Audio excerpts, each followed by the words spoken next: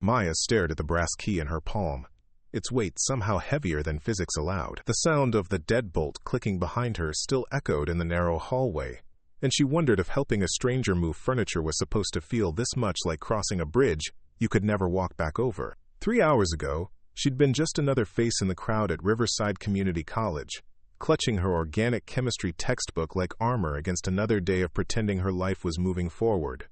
Now she stood in someone else's apartment, watching dust motes dance in the afternoon light streaming through unfamiliar windows, while the woman who'd asked for her help leaned against the locked door with something unreadable flickering behind her dark eyes. Before we jump back in, tell us where you're tuning in from, and if this story touches you, make sure you're subscribed, because tomorrow I've saved something extra special for you. The morning had started like any other Tuesday in Phoenix. Maya's alarm screamed at 6:30, the same digital shriek that had been dragging her from sleep for 3 years running. Her studio apartment smelled of instant coffee, and the faint mustiness that came from living in a complex where the air conditioning worked sporadically and hope died slowly. She pulled on her usual uniform, worn jeans, a faded blue Henley that had seen better decades, and sneakers held together by stubbornness and athletic tape. The mirror in her bathroom reflected a 26-year-old woman who looked like she was carrying the weight of every decision she'd never quite made. Dark hair pulled back in a messy bun, hazel eyes that had learned to expect disappointment, and the kind of tired that sleep couldn't fix. Maya had been working toward her nursing degree for 4 years now, taking classes part-time while juggling 2 jobs and trying to convince herself that forward motion was the same thing as progress. Her phone buzzed with a text from her supervisor at the medical supply warehouse, where she spent her afternoons loading boxes and trying not to think about how her college friends had graduated and moved on while she remained frozen in amber. Another double shift available. Need the overtime? Maya deleted the message without responding. She needed the money, but she also needed to pretend, just for one day, that her time was worth more than $15 an hour. Maya, she said, adjusting her backpack on her shoulder, I've got about an hour before my next commitment. Maya wasn't sure why she'd lied about the timing, but something about Sarah's genuine smile made her want to be the kind of person who could drop everything to help a stranger. Sarah's apartment was on the 3rd floor of a converted warehouse building that had been turned into lofts. The hallways were wide and industrial, with exposed brick walls and the kind of high ceilings that made every footstep echo. Sarah unlocked the door to reveal a space that was mostly empty except for a few boxes scattered around, and sunlight streaming through floor-to-ceiling windows that looked out over the downtown skyline. This is it, Sarah said, and Maya could hear a note of uncertainty in her voice that hadn't been there before. Home sweet home, I guess. I keep thinking I should feel more excited about it, but mostly it just feels like a very expensive empty box. Maya set her backpack down by the door and looked around. The space had good bones, as her mother would have said. Hardwood floors, exposed beams, a kitchen with granite countertops that probably cost more than Maya made in 6 months. It was the kind of place she'd dreamed about living in someday, when nursing school was finished and her life finally began in earnest. It's beautiful, Maya said, and meant it. Just need some furniture and personality. That's what we're here for, right? They went back down to the truck, and Maya got her first look at the couch in question. It was a deep navy sectional, modern but comfortable looking, the kind of piece that suggested its owner had good taste and the budget to indulge it. Sarah grabbed one end while Maya took the other, and they began the awkward dance of maneuvering it out of the truck and toward the building entrance. So what brought you to Phoenix? Maya asked as they navigated the narrow hallway. It wasn't exactly a question that invited deep conversation, but something about the physical effort of moving furniture together seemed to create a natural intimacy that surprised her. Work, Sarah said, slightly breathless from the exertion. I'm a documentary filmmaker, and I got attached to a project about water rights in the Southwest. It's the kind of opportunity you don't turn down, even if it means leaving everything you know behind. She paused as they maneuvered around a corner. What about you? Are you from here? Born and raised, Maya replied, though sometimes I feel like I'm still waiting for my real life to start. She hadn't meant to say that last part, and she felt heat rise in her cheeks that had nothing to do with the physical effort of moving the couch. They'd made it to the elevator when Sarah stopped suddenly. Oh, damn it. I just realized I left my keys upstairs. Maya, would you mind terribly if I asked you to wait here with the couch while I run up and grab them? I'll be right back. Maya nodded, and Sarah disappeared into the elevator, leaving her alone in the lobby with half of a sectional couch and the growing realization that she was now officially late for chemistry lab. She pulled out her phone to send a quick email to Professor Chen, crafting an excuse about a family emergency that felt less dishonest than admitting she'd skipped class to help a beautiful stranger move furniture. When the elevator doors opened again, Sarah emerged with her keys and something else in her expression that Maya couldn't quite read. A kind of nervous energy that seemed to vibrate in the air between them. "Ready for the final push?"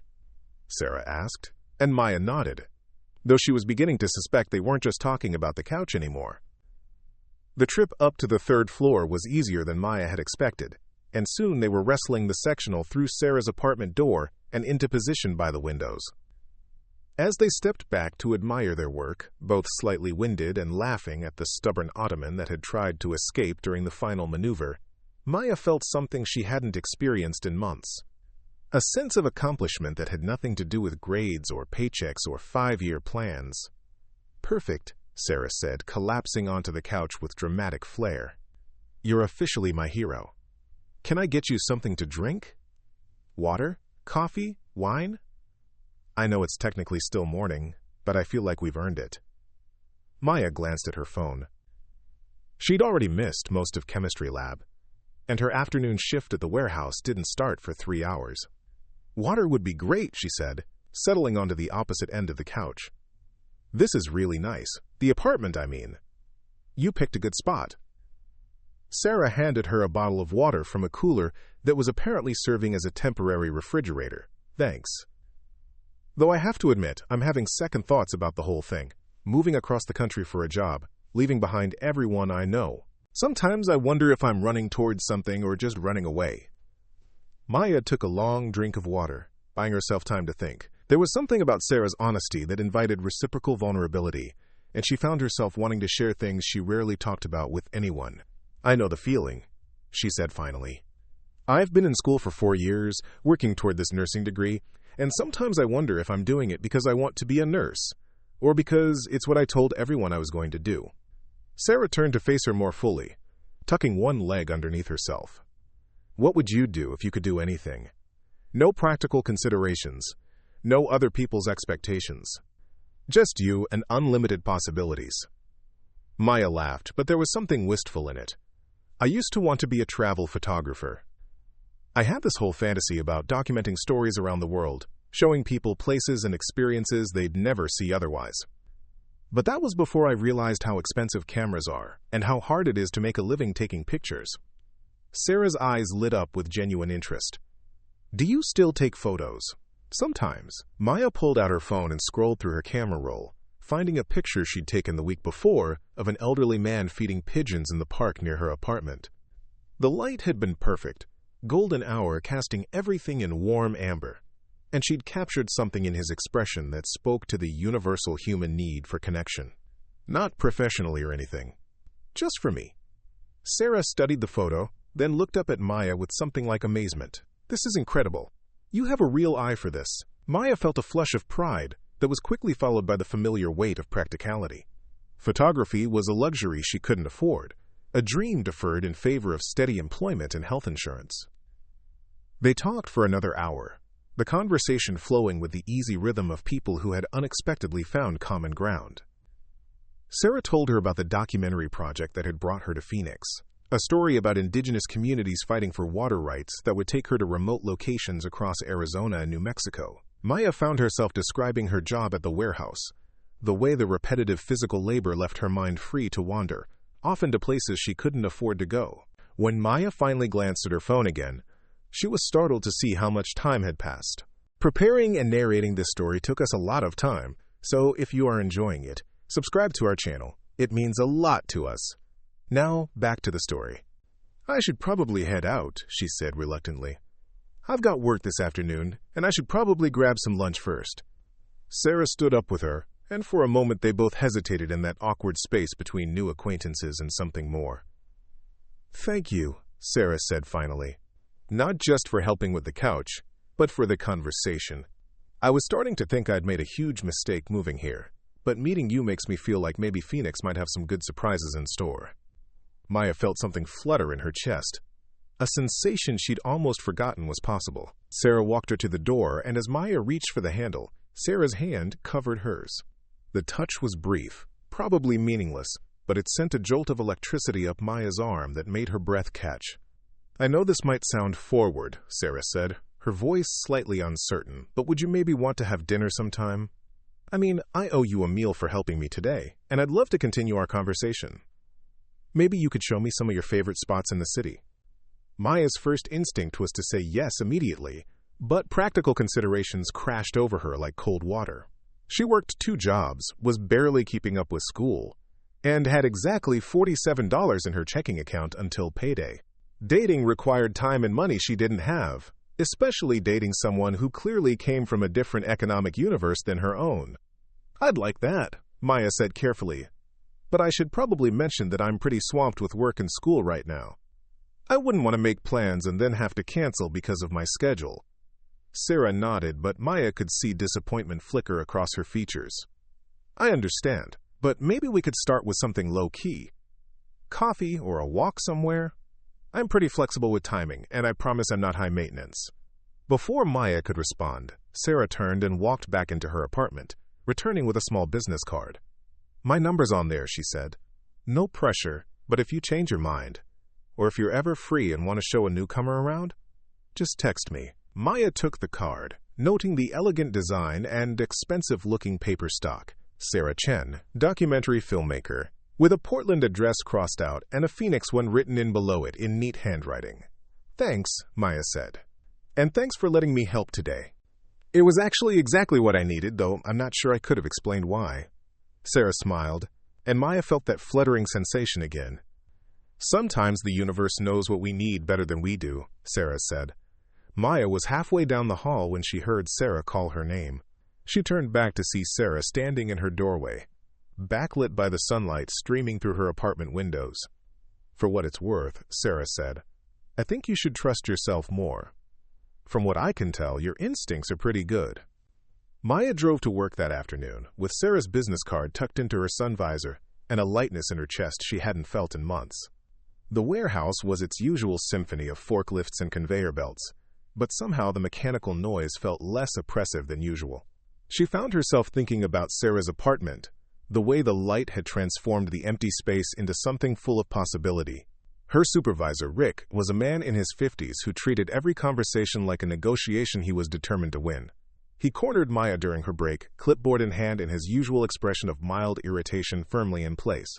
"Henderson, you missed the overtime shift I texted you about this morning. We're short-staffed this week, and I need people I can count on." Maya felt the familiar tightness in her chest that came with disappointing authority figures. "Sorry, Rick. I had a family emergency this morning and couldn't make it work." She hated lying, but the truth felt too fragile to expose to Rick's particular brand of workplace cynicism. "Family emergency," Rick repeated, making a note on his clipboard. "Right. Well, just remember that reliable employees get the good shifts.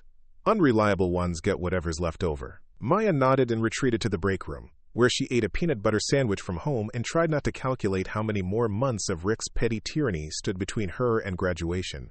She pulled out her phone and found herself looking at Sarah's business card again, running her thumb over the embossed lettering. Her co-worker Jessica, a woman about her own age who'd been stuck in warehouse purgatory for 7 years, slid into the chair across from her. "You look different today," Jessica observed. "Less like you're planning to throw yourself off the loading dock." Maya laughed despite herself. "Thanks, I think. Just had an unexpectedly good morning before work." "Good morning, how?" Jessica waggled her eyebrows suggestively. "Did you finally hook up with that guy from your chemistry class? The one with the motorcycle?" "No," Maya said, then found herself describing the morning's events. She kept the details vague, not sure how to explain the way helping Sarah move furniture had felt like stepping into a different version of her own life. Jessica listened with the patient attention of someone who understood the rare pleasure of an unexpected bright spot in an otherwise predictable routine. "So are you going to call her?" Jessica asked when Maya finished her story. "I don't know." Maya stared at the business card, trying to imagine a version of herself confident enough to text a documentary filmmaker and suggest they grab coffee. We're from pretty different worlds, you know. She lives in one of those converted loft apartments downtown, drives a truck that's probably worth more than I make in a year. I'm not sure what we'd even talk about after the novelty wears off. Jessica shook her head with the weary wisdom of someone who'd watched too many opportunities slip away. Maya, honey, you're doing that thing again where you decide something won't work before you even try it. Maybe she likes you because you're from a different world than hers. Maybe that's exactly what she's looking for. The afternoon passed slowly, each hour marked by the loading dock's digital clock and Maya's growing awareness of the business card in her pocket. She found herself composing and discarding text messages in her head, trying to find the right balance between interested and casual, grateful and not desperate. By closing time, she'd mentally written and deleted dozens of variations on, "Thanks again for today," and would love to take you up on that coffee. Maya drove home through the Phoenix rush hour, a slow-moving river of cars and frustration that gave her plenty of time to overthink Sarah's invitation. Her apartment building was a study in pragmatic ugliness, all beige stucco and landscaping designed to require minimal water and maximum indifference. She climbed the stairs to her second-floor unit, key already in hand, mentally preparing for another evening of leftover takeout and organic chemistry homework. She was halfway through her front door when she realized her phone was buzzing. Unknown number, but something made her answer instead of letting it go to voicemail. Maya? It was Sarah's voice. Slightly uncertain, but unmistakably warm. "I hope you don't mind me calling. I realized after you left that I never actually thanked you properly for helping me today." Maya felt her heart rate increase for no reason she could rationally explain. "You thanked me plenty," she said, settling onto her small couch and tucking her legs underneath herself. "How's the apartment looking with the furniture in place?" "Better," Sarah said, and Maya could hear the smile in her voice. "Though I have to admit it's a little lonely eating dinner on a sectional couch in an empty room. I keep thinking about what you said earlier about waiting for your real life to start. I'm wondering if maybe both of us are doing that in different ways." Maya looked around her own apartment, taking in the familiar collection of hand-me-down furniture and textbooks that had defined her world for the past 4 years. "What do you mean?" "Well, Sarah said I moved across the country for this job, but I've been here 2 weeks and the only person I've had a real conversation with is you. I'm starting to think that running toward opportunities isn't the same thing as actually living your life." Maya felt something loosen in her chest, a knot of tension she hadn't realized she'd been carrying. "I know exactly what you mean," she said. "I've been so focused on getting through school and building toward this future version of myself that I sometimes forget I'm already living a life right now." They talked for another hour, the conversation ranging from childhood dreams to current fears to the strange intimacy that sometimes develops between strangers who find themselves unexpectedly honest with each other.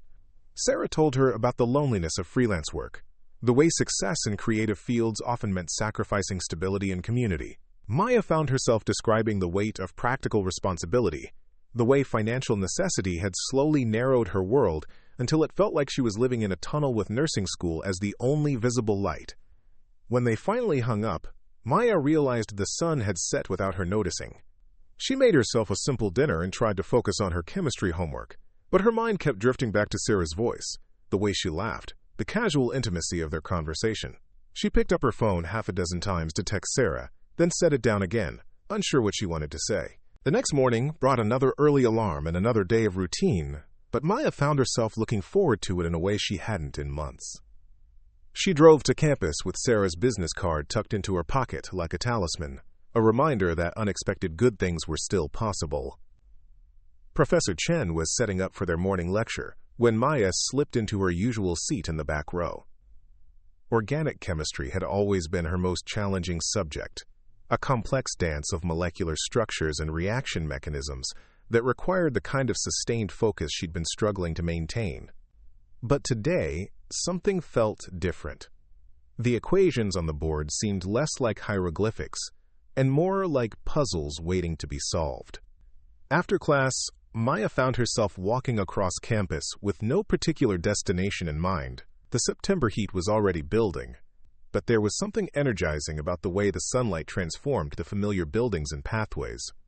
She ended up at the Student Union, where she bought an overpriced coffee and settled at a table overlooking the courtyard. She was halfway through her coffee when her phone buzzed with a text from an unknown number. "Good morning, this is Sarah. I hope you don't mind me texting, but I woke up thinking about our conversation last night. Would you be interested in grabbing lunch today?" I found this little place that's supposed to have amazing Mexican food, and I'd love to buy you a proper thank you meal. Maya stared at the message, her heart rate increasing again. Lunch meant rearranging her schedule, probably missing her study group, definitely arriving late for her afternoon shift at the warehouse. Every practical instinct told her to politely decline, to stick to the careful routine that had gotten her this far. Instead, she found herself typing back, "I'd love to. What time works for you?" Sarah's response came almost immediately. "How about noon? I can pick you up at campus if that's easier." Maya gave her the student union address and spent the next 3 hours in a state of nervous energy she couldn't quite explain. She changed clothes twice, finally settling on dark jeans and a green blouse that brought out her eyes. She told herself it was just lunch, just a friendly meal between new acquaintances, but the butterflies in her stomach suggested her subconscious wasn't buying that explanation. Sarah arrived precisely at noon, driving a dark blue Subaru that managed to look both practical and stylish. She'd traded yesterday's casual outfit for a sundress that was simple but clearly expensive, and when she smiled at Maya through the passenger window, Maya felt that now familiar flutter of attraction mixed with intimidation. "Ready for an adventure?" Sarah asked as Maya buckled her seatbelt. The restaurant was a small family-owned place in a strip mall that Maya had driven past hundreds of times without noticing. The interior was cramped and cheerfully chaotic, with mismatched tables and walls covered in family photos and Mexican folk art. Sarah had clearly done her research because their server greeted her by name and immediately brought them a basket of warm tortilla chips and salsa that was probably illegal in several states. "This is incredible," Maya said after her first bite of carnitas tacos. "How did you find this place?" "Research," Sarah said with a grin. "I may be new to Phoenix, but I take my food very seriously. Plus, I figured if I'm going to convince you to be my unofficial tour guide, I should probably demonstrate that I have good instincts about restaurants." Maya felt heat rise in her cheeks. "You're assuming I'm going to say yes to being your tour guide." Sarah's expression grew more serious, though her eyes still held that hint of mischief Maya was beginning to recognize. "Actually, I'm hoping you'll say yes to more than that." She reached across the table and briefly covered Maya's hand with her own. "I know we just met yesterday, and I know you have a lot going on with school and work. But I haven't felt this comfortable with someone in a very long time, and I'd like to see where this goes if you're interested." Maya looked down at their joined hands, Sarah's skin warm and soft against her own. Every rational part of her brain was cataloging the reasons this was a bad idea. Different backgrounds, different life stages, different financial situations. Sarah would probably be traveling for her documentary work, while Maya was anchored to Phoenix by school and jobs and responsibilities she couldn't afford to abandon. But there was something about the way Sarah looked at her, a combination of genuine interest and patient acceptance that made Maya feel seen in a way she'd almost forgotten was possible. "I'm interested," Maya said quietly. "But I should probably warn you that my life is pretty unglamorous right now. I work 2 jobs, I'm barely keeping up with school, and my idea of a fancy dinner is takeout that costs more than $10. Sarah squeezed her hand gently before releasing it. "Maya, I just spent 2 weeks eating cereal for dinner in an empty apartment because I was too intimidated to go to restaurants alone. Unglamorous doesn't scare me. What scares me is the possibility that I'll talk myself out of something good because it doesn't look like what I thought I wanted." They finished lunch and drove back toward campus, but instead of dropping Maya off at the student union, Sarah suggested they take a walk through the nearby park. The afternoon was hot, but not unbearable, and they found a shaded bench near a small pond where families of ducks paddled in lazy circles. "Tell me about your photography," Sarah said, settling onto the bench beside Maya. "Not the practical stuff about expensive equipment and making a living. Tell me what you love about it." Maya was quiet for a long moment, trying to find words for something she rarely talked about. "I love capturing moments that people might not notice otherwise," she said finally. "Like yesterday when I took that picture of the man feeding pigeons.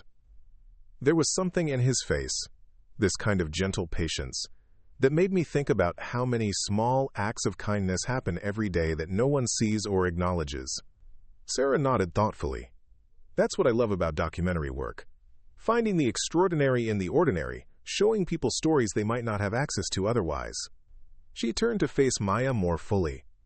"Have you ever thought about combining photography with storytelling? There's a lot of overlap between what you're describing and what I do. Maya felt a familiar pang of longing mixed with practical anxiety. I've thought about it, but it seems so far outside my current reality. I mean, I can barely afford to keep my car running, let alone invest in professional camera equipment, or take time off work to pursue something that might not pan out. Sarah was quiet for a moment, watching the ducks navigate around a small island in the center of the pond. "What if we started small?" she said finally. "I'm going to be doing preliminary research for my documentary over the next few weeks, talking to people in communities around Phoenix. What if you came with me sometimes, just to observe and maybe take some photos? No pressure, no commitment, just a chance to see if you like the work." Maya felt her heart rate increase again, but this time it was excitement rather than nervousness. "You'd want me to come with you? To work with you?" "I'd want you to explore something you're passionate about," Sarah said. "And selfishly, I'd love to have someone along who knows the area and might see things I'd miss as an outsider. Plus, spending time together while doing work we both care about sounds like a pretty good way to get to know each other better." Maya looked across the pond, trying to imagine a version of her life that included documentary research and photography and regular conversations with someone who treated her dreams like reasonable possibilities rather than expensive luxuries. It was terrifying and exhilarating in equal measure. "What about my schedule?" Maya asked. "I can't just skip work or school whenever something interesting comes up."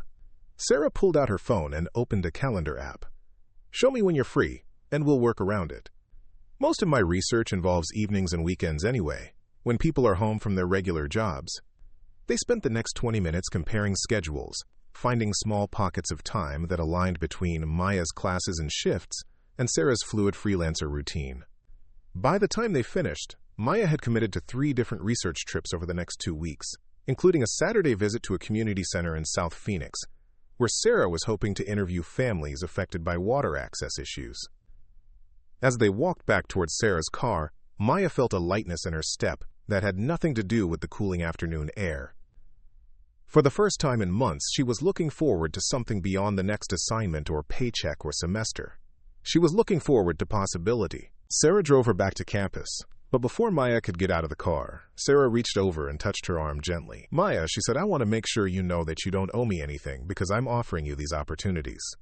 If you decide this isn't what you want, or if it gets complicated with everything else you have going on, just tell me. No hard feelings, no guilt trips." Maya felt something warm expand in her chest, a sensation she recognized as gratitude, mixed with something deeper and more complex.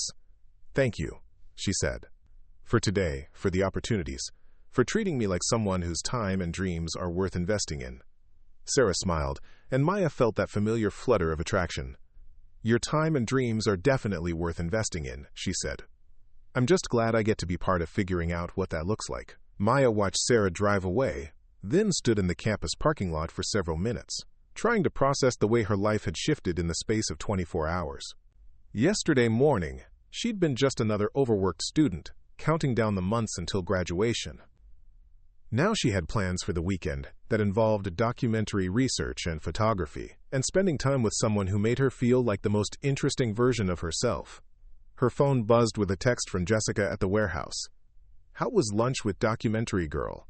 Please tell me you didn't talk yourself out of whatever this is before it even gets started." Maya smiled as she typed back. "Actually, I think I might have talked myself into something instead." The afternoon shift at the warehouse passed more quickly than usual, Maya's mind occupied with planning for the weekend research trip and trying to imagine what it would be like to spend an entire day working alongside Sarah. Rick made his usual passive-aggressive comments about reliability and commitment, but for once, his words bounced off Maya without leaving their usual sting. That evening, Maya spread her organic chemistry homework across her small kitchen table but found herself distracted by the camera sitting on her bookshelf. It was a mid-range DSLR she'd bought used 3 years ago with her tax refund, back when she'd still harbored fantasies about turning photography into something more than a hobby. She'd barely touched it in the past year, too busy with school and work to justify the time spent on something that felt like an indulgence. Now she picked it up, feeling the familiar weight in her hands, and scrolled through the few dozen photos still stored on the memory card. Most were from a trip to Sedona she'd taken with friends the previous spring. Red rock formations and desert landscapes that had seemed profound at the time, but now looked like generic tourist shots. But there were a few others, Candid moments she'd captured without thinking. Jessica laughing during their break at the warehouse, an elderly woman reading to children at the library, morning light streaming through the windows of a coffee shop near campus. Looking at them now, Maya could see what Sarah had recognized in her work. There was something there, a way of seeing people and moments that went beyond simple documentation. Her phone rang, interrupting her thoughts. Sarah's name appeared on the screen, and Maya felt that now familiar acceleration of her heartbeat. "Hi," Sarah said when Maya answered. "I hope I'm not calling too late. I just wanted to confirm our plans for Saturday, and maybe give you a better sense of what we'll be doing." They talked for 45 minutes, Sarah explaining the background of her documentary project and the specific community they'd be visiting. Maya found herself taking notes, asking questions about the families they'd be meeting and the issues they were facing. By the time they hung up, she felt both nervous and excited about the weekend ahead. The next few days passed in a blur of classes and work shifts and anticipation. Maya found herself paying more attention to the world around her, noticing moments and interactions that might make interesting photographs. She carried her camera to campus for the first time in months, taking a few shots of students and faculty that surprised her with their spontaneous intimacy. Friday evening, Maya stood in front of her closet trying to decide what to wear for a day of documentary research in South Phoenix. She wanted to look professional but not overdressed, approachable but not sloppy. After trying on half her wardrobe, she settled on dark jeans, a white blouse, and comfortable walking shoes. She was packing her camera bag when her phone buzzed with a text from Sarah. "Looking forward to tomorrow. Pick you up at 8 a.m.? And thank you again for saying yes to this adventure." Maya typed back, "Can't wait. Thank you for inviting me along." As she settled into bed that night, Maya realized she couldn't remember the last time she'd felt this combination of nervousness and excitement about anything.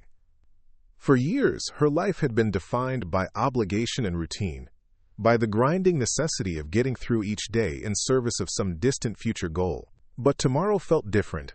Tomorrow felt like the beginning of something she couldn't yet name, but was finally ready to explore. She fell asleep with her camera sitting on the nightstand beside her bed, and for the first time in months, her dreams were full of light and possibility instead of anxiety and deadlines. The morning would bring new challenges and unknown territory, but Maya was beginning to understand that sometimes the most important journeys started with nothing more than saying yes to helping a stranger move a couch. Up next, you've got 2 more standout stories right on your screen. If this one hit the mark, you won't want to pass these up. Just click and check them out.